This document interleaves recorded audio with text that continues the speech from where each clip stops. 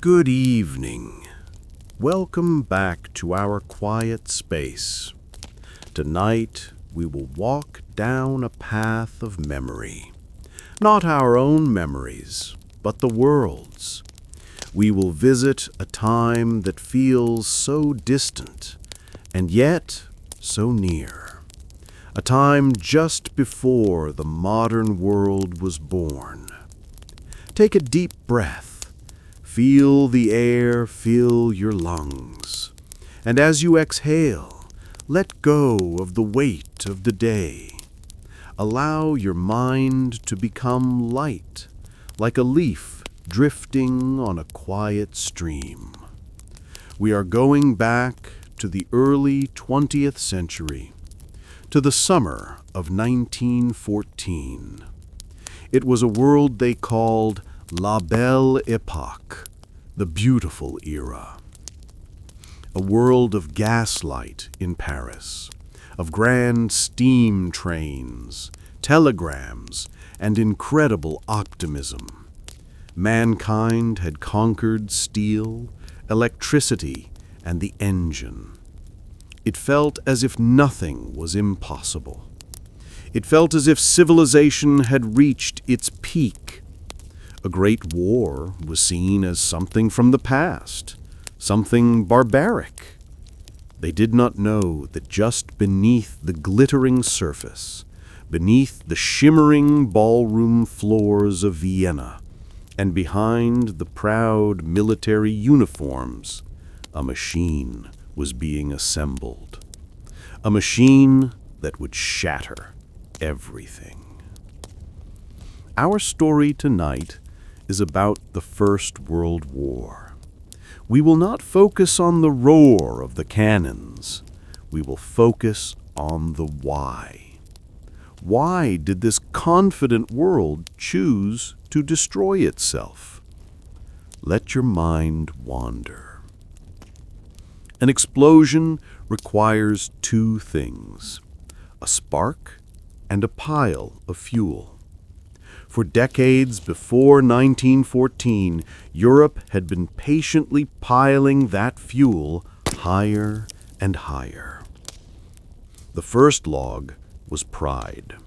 We call it nationalism. This was not just love for one's country. It was a burning belief that your country was better than every other, that your destiny was to lead. School children in Germany were taught of their racial greatness. School children in Britain were taught that the sun never set on their empire. In France, there was the spirit of revenge, a desire to avenge a previous war lost to Germany. In Serbia, in the Balkans, there was a dream of pan-Slavism, a great nation for all Slavic peoples, free from outside rule. This pride made every nation feel invincible and a little contemptuous of its neighbors. This was the first pile of dry wood. The second log was envy. We call it imperialism. The great powers of Europe, like Britain and France, had already divided up the world. They had empires in Africa, in Asia. Resources and wealth flowed home. The new German Empire was jealous. They felt they had arrived late to the party. The German Kaiser, Wilhelm II, wanted a place in the sun for his country. He wanted an empire. He wanted colonies. This scramble for territory created friction, tension, on distant oceans and in quiet boardrooms. This was the gasoline poured over the wood. The third log was fear. We call it militarism, or the arms race. Because every nation was proud and a little afraid of its neighbor, they began to build bigger and bigger militaries. If Germany built one new warship, Britain would build two. Giant battleships, dreadnoughts, steel monsters that symbolized power. The factories worked day and night, producing rifles, artillery, and ammunition. The generals drew up complex war plans, hundreds of pages long, that detailed how millions of men would move by railway the moment war was declared. They created a war machine so vast and so complicated that once it was turned on, it could not be stopped. Fear was the oil that kept the machine lubricated. And the final piece of fuel, the most dangerous, was secret promises. We call it the alliance system. Europe was divided in two, like two groups standing on opposite sides of a yard, staring at each other. On one side was the Central Powers, the powerful German Empire, the old and fragile Austro-Hungarian Empire, and Italy, who was a little hesitant. On the other side was the Triple Entente, or the Allies.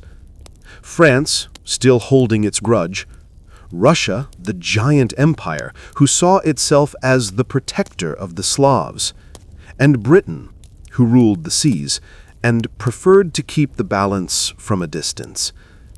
They all signed secret treaties, a whispered promise: if someone attacks you, I will defend you.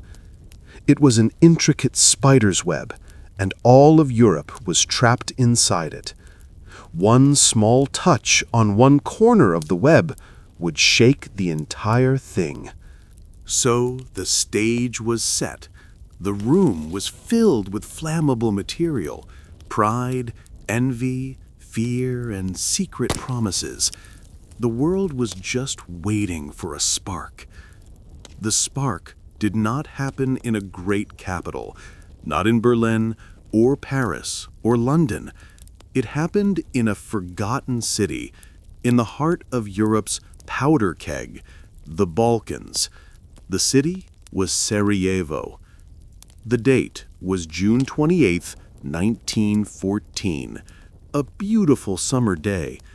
The heir to the Austro-Hungarian Empire, Archduke Franz Ferdinand, was visiting. He was not a very popular man, but he was the symbol of Austrian rule, a rule that many Serbs in the region hated. A small group of young Serbian nationalists, members of a secret society called the Black Hand, decided to make a statement. They wanted to free their land from Austria's grip. That morning, they tried and failed. A bomb exploded near the wrong car. The Archduke was unharmed. He continued his schedule, went to City Hall. Annoyed, he decided to change his route home, to be safer. But fate had other plans. The Archduke's driver made a wrong turn. He turned down the wrong street, and, realizing his mistake, he stopped the car to turn around. Directly on that street corner, by pure chance, stood one of the assassins, a 19-year-old named Gavrilo Princip. He thought he had failed, and now his target had stopped directly in front of him. He stepped forward. He raised his pistol. 2 shots rang out, breaking the summer quiet. One for the Archduke, one for his wife, Sophie. Within an hour, they were both gone. That was the spark. All of Europe was stunned, but they did not go to war immediately. For 1 month, the world held its breath. It is called the July Crisis. Austria-Hungary was furious. They turned to their ally, Germany. Germany gave them what is called a blank check, meaning, do whatever you have to do, we will back you up. Bolstered by Germany, Austria sent an ultimatum to Serbia, a list of demands so harsh they were designed to be impossible to accept. Serbia refused some of the demands, and the first domino fell. On July 28th, exactly 1 month after the assassination, Austria-Hungary declared war on Serbia. Now, the spider's web began to shake. Russia, the protector of the Slavs, began to mobilize its massive army to defend Serbia against Austria-Hungary. Germany saw Russia mobilizing and knew its complex plan had to be launched. The war machine was now switched on. Germany declared war on Russia. France, Russia's ally, knew it was next. Germany declared war on France. Germany's war plan, the Schlieffen Plan, required them to attack France quickly before Russia was fully ready, and the fastest way was through a neutral country, Belgium. On August 4th, German armies crossed the Belgian border. Britain, which had promised to protect Belgian neutrality, sent an ultimatum to Germany: get out or else. Germany refused. That night, Britain declared war on Germany.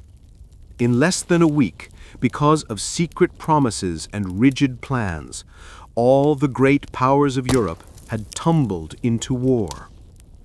People were cheering in the streets, in Berlin, in Paris, in London. Young men flocked to sign up. They were afraid the war would be over before they got there. Everyone believed it would be a short, glorious war. They shouted, "It will all be over by Christmas." Christmas of 1914 came and went, and they were still there. They would be there for 4 more Christmases. The world had plunged into the abyss. The war they imagined was a war of movement, of cavalry charges and open battles. The war they got was something new and terrible. Germany's plan to crush France failed. They were stopped, and then both sides began to dig. They dug trenches. From the Swiss border, across all of northern France, all the way to the North Sea. This became the Western Front. And there they got stuck for 4 years. Millions of men lived and died in muddy ditches, under artillery fire, facing machine guns and barbed wire. It was a deadly stalemate. So why did it end? It did not end because of one great battle. It ended because of exhaustion. Like a boxer, collapsing not from one punch, but from 1,000 small cuts. The first blow that ended the war happened in the East. Russia was suffering millions of casualties. Its people were starving. In 1917, Russia collapsed from within. The Bolshevik Revolution took over. The Tsar was killed. And Russia signed a treaty and quit the war. For Germany, this was a huge victory. They could move all their soldiers to the west. But at the exact same time, a new giant was waking up: the United States. For 3 years, America had watched. But Germany, in its desperation, started using its U-boat submarines to sink any ship heading to Britain, including American ships. In April 1917, America declared war on Germany. The year 1918 became a race. Germany had to win the war before millions of fresh American soldiers arrived. In the spring of 1918, Germany launched one final massive attack: the Spring Offensive. They threw everything they had at the Allied lines, and they broke through. The line was broken, but it was the last gasp of a tired runner. Their troops were too exhausted, too hungry. They had given everything. The attack ran out of steam, and the Allies, with their new weapons called tanks, and the fresh Americans began to push back. The final blow was not on the battlefield. It was at home. For 4 years, the British Navy had blockaded Germany. No food could get in. The German people were starving. Morale had collapsed. Germany's allies began to surrender. Bulgaria, the Ottoman Empire, then the Austro-Hungarian Empire shattered into pieces. Germany was now alone. In early November 1918, the German sailors in the port of Kiel were ordered to sail out for one last suicidal mission against the British Navy. They refused. They mutinied. The mutiny spread. Revolution broke out in Germany. The Kaiser, Wilhelm II, was forced to abdicate and flee into exile. The new German government had no choice. They asked for peace. They agreed to an armistice. The ceasefire would begin on the 11th hour of the 11th day of the 11th month, 1918. On the morning of November 11th, the fighting was still going on. Artillery was still firing. Soldiers were still dying. Until 10:59 a.m. Then, at exactly 11 a.m., on all the hundreds of miles of the Western Front, there was silence. For the first time in 4 years, the guns stopped. The silence was so profound, so heavy. The Great War was over. The world that emerged from the rubble was not the same world from 1914. The beautiful era was dead forever. The first effect was the human cost. A generation was lost. The lost generation. Around 20 million people were gone. Millions more came home without arms, without legs, or with wounds in their minds that would never heal. In every village in Britain, in France, in Germany, a monument was built with a list of names that was too long. And, as if the war was not enough, a plague of influenza, known as the Spanish flu, spread like wildfire, carried across the world by the movement of troops, and killed perhaps 50 million people, more than the war itself. The second effect was the new map. 4 empires that had ruled for centuries vanished from history. The Russian Empire collapsed into the Communist Soviet Union. The Ottoman Empire collapsed, giving birth to the modern state of Turkey and the new Middle East, whose borders were drawn by the victors. The Austro-Hungarian Empire shattered into new countries like Austria, Hungary, Czechoslovakia, and Yugoslavia, and the German Empire became a fragile republic. The map of Europe was redrawn. The third effect was social change. With millions of men away at war, millions of women took their places. They worked in munitions factories, in the fields, they drove buses. They proved they were capable.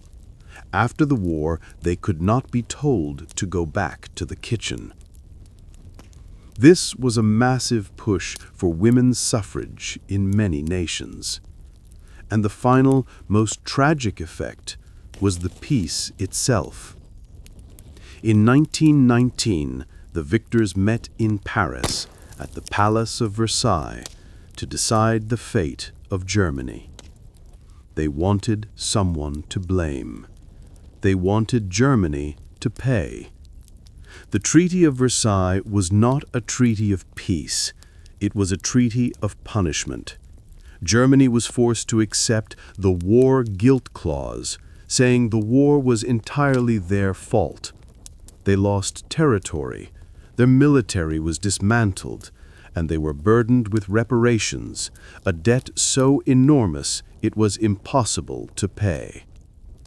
This treaty did not create peace, it created anger. It created humiliation. It planted the seeds of resentment that in just 20 short years would bloom into a war that was even worse, the Second World War. Our story for tonight has ended. The story of the First World War, the war to end all wars, a name that became history's saddest irony. It was the story of a confident world that was shattered by its own pride, by its own fear, and by the machines it had created. It was the end of innocence. And now let your mind release this story. Let go of the echoes of the past. The history books are closed for tonight. You are safe, you are comfortable, and it is time to rest. Let the silence and the quiet dark carry you into a deep and peaceful sleep. Good night, sleep well.